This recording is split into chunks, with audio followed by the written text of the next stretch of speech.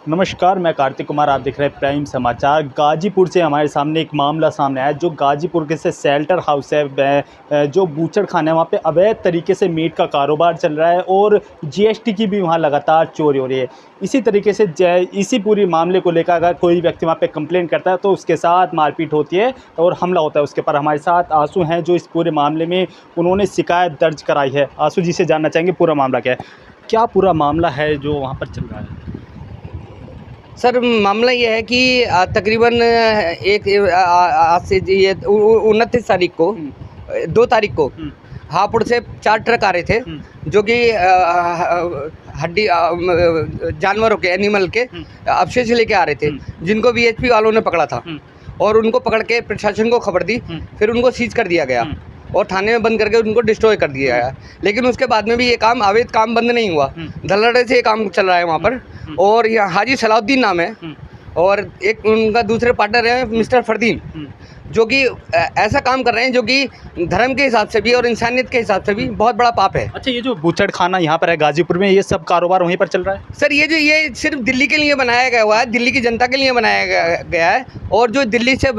से के बाहर के आदमी आकर यहाँ पर कारोबार कर रहे हैं, वो सर अवैध काम कर रहे हैं और गैर कानूनी तरीके से कर रहे हैं, क्योंकि इनको प्रशासन का सपोर्ट मिला हुआ है। और एमसीडी वाले जो वहाँ पर बैठते हैं, उनकी आंखों के सामने ये सब चल रहा है। अच्छा, इसमें पूरे मामले में आपने एक कमिश्नर को कंप्लेंट की है, उसके बाद क्या हुआ कंप्लेंट करने के बाद? असल में जो जीएसटी कमिश्नर हैं, जो मैंने उनको सूचना दी, उनका जो कर्तव्य था उस समय का, वो उन्होंने कर्तव्य अपना पूरा कर दिया। उनसे पेनल्टी ले लिया और गाड़ियाँ होकर जीएसटी वसूल कर ली। लेकिन रीज़न ये है कि वो उनकी पावर में बस इतना ही आता है। इससे ऊपर की जो जाँच है वो कमिश्नर साहब को ऊपर भेजनी है, जो कि दिल्ली में आती है। वो इसकी हाई अथॉरिटीज़ को सूचना देंगे, तब इसके ऊपर जांच बैठेगी। और जो ये अभी फ़िलहाल जब से हमने इनकी शिकायत की है, तब से इन लोगों ने बिलिंग करना शुरू कर दिया है। और तब से लेके तब से अगर अब तक जोड़ दिया जाए तो जो जीएसटी इनसे वसूल करी गई है और पिछले टाइम देखा जाए तो 1.5 साल के अंदर तकरीबन इन्होंने 200 से 300 करोड़ रुपए की जीएसटी चोरी अब तक कर चुके हैं। अच्छा, कब से ये चल रहा है अवैध कार्य जो चल रहा है और जीएसटी की जो चोरी चल रही है, कब से चल रहा है अनुमान लगा? सर, ये स्लोटर हाउस अभी ये कुरैशी इंटरनेशनल के नाम से कोई हैदराबाद की कंपनी है, उन्होंने ये रिलीज पे ली हुई है, तब से ये काम शुरू हुआ है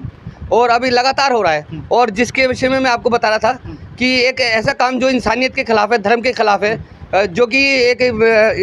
एनिमल का बच्चा होता है जिसकी एज 40 kg वजन होता है और मुश्किल से वो 4 मंथ का बच्चा होता है, उसको कंपनी के अंदर दिन में 11 बजे ये लोग लाते हैं ट्रक भर के और वहाँ पर इस जानवर को काटते हैं, क्योंकि ये जानवर सस्ता पड़ता है उनको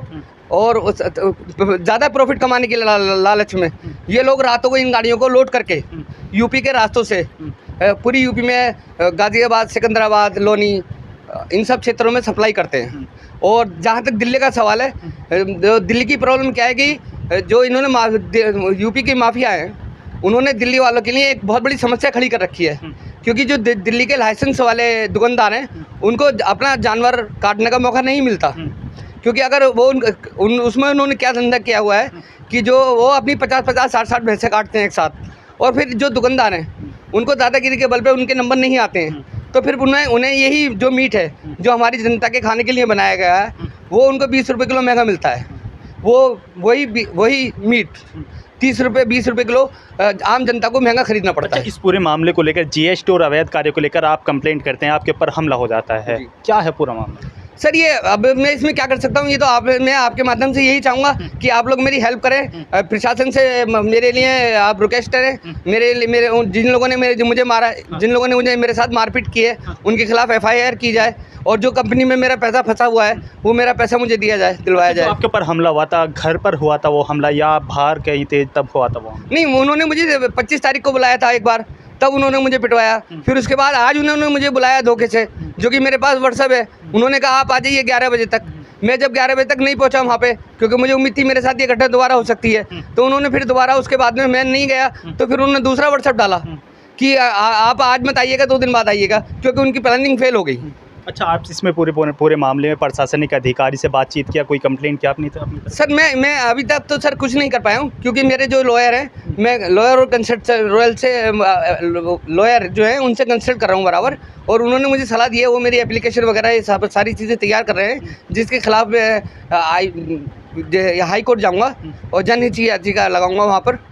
और उसके बाद में कोर्ट जो भी निर्णय लेगा वो सर पर होगा। चाहते क्या हैं आप? अब मैं सर ये चाहता हूँ कि जो यूपी का प्रशासन है वो ये जो यूपी का माफिया है जो अवैध रूप से मीट जा रहा है यूपी के अंदर, उसको हर तरीके से रोके, और जो ये छोटे बच्चा काट रहे हैं जो कि बहुत बड़ा पाप है, जिसकी मैं वहाँ से कंपनी की वीडियो बनी हुई आई हुई है, क्योंकि वहाँ पे कंपनी के अंदर एक प्रॉब्लम और है, जो वहाँ का सिक्योरिटी गार्ड होता है या जो उनके खिलाफ कोई बोलता है या उनकी को कहता है ये गलत होता है, उसमें हिंदू मुस्लिम सभी तरीके के आदमी काम करते हैं, जिसको बुरा लगता है तो वो हमारे जैसे आदमियों को वीडियो भेज देते हैं, तो वो वीडियो हम किसी को अगर हम दे देते हैं तो वो फिर हम लोगों के ऊपर हमला करते हैं, हम लोगों को डराते हैं, झगड़ाते हैं, ये करते हैं। सर मैं ये कहना चाह रहा था कि जो मिस्टर फरदीन है और सलाउद्दीन है और मिस्टर वसीम है, इनका एक काम और है, ये लोग का क्या काम करते हैं कि जो ये स्लॉटर हाउस है ये इसलिए बनाया गया है कि यहाँ पे जानवर काटने के बाद में यहाँ से मीट जाए सिर्फ, और जो बॉडी के पार्ट्स वगैरह हैं जो सब कुछ है वो कंपनी के अंदर ही डिस्ट्रॉय हैं। लेकिन ये माफिया लोग क्या काम करते हैं कि यहाँ से ये फरदीन और ये सलाउद्दीन और ये क्या नाम है इसका वसीम और एक हाजी आरिफ हापुड़ के, एक हाजी शाहिद पिंची हैं हापुड़ के, ये लोग क्या काम करते हैं कि यहाँ से मतलब कच्चा माल यहाँ से निकाल लेते हैं और दिल्ली के दूर दराज इलाकों के अंदर जैसे कि जसोला नाम की एक जगह है, वहाँ पर जाकर इस माल को बनाते हैं। उससे क्या होता है कि अगर वो माल कंपनी में बनेगा तो बिल से जाएगा तो उस पर GST लगेगी, वो माल वहाँ पे जाके पकाते हैं, तो वहाँ से वो माल तैयार होने के बाद में गाड़ियों में लोड होकर देश के विभिन्न इलाकों के अंदर चला जाता है और बिना बिल के वो माल जाता है, जिसको उठाने वाले 3 आदमी हैं वहाँ पर। एक तो नरेश जी है जो बिना उनके पास GST नंबर है लेकिन विदाउट मतलब बिना बिल के वो माल सप्लाई करते हैं, और दूसरे एक हैं मिस्टर, उनका मेरा नाम जहन से उतर रहा है, मतलब दिल्ली के 4 व्यापारी हैं, ये चारों व्यापारी बिना बिल के माल सप्लाई करते हैं। और मेरा इनसे निवेदन ये है कि तकरीबन 1 साल से मिस्टर प्रशांत नाम के आदमी है जसोला के अंदर, जब से ये न्यूज़ चली है उन्होंने अपनी फैक्ट्री के अंदर बुलडोजर चलवा दिया है और इस काम को बंद कर दिया है। लेकिन मेरा निवेदन ये है कि उनके ऊपर भी जो 1 साल से वो माल पका रहे हैं और जो उन्होंने बिना बिल के माल बेचा है और जो उनका माल खरीद के आगे बेच रहे हैं, उनसे भी GST वसूल की जाए, तकरीबन वो भी GST 1 से 2 करोड़ रुपए की बैठेगी। ठीक, देखिए थे हमारे साथ आंसू जी जिन्होंने पूरा मामला हमें विस्तार पूर्वक समझा। अब देखने वाली बात ये होगी जिस तरीके से गाजीपुर में अवैध मीट का कारोबार चला और GST की चोरी चल रही है, इनकी कंप्लेंट देने का पर वो कार्य रुकता है या नहीं रुकता है। इसी तरह की तमाम खबरें देखने के लिए प्राइम समाचार को लाइक करें, शेयर करें, सब्सक्राइब करें।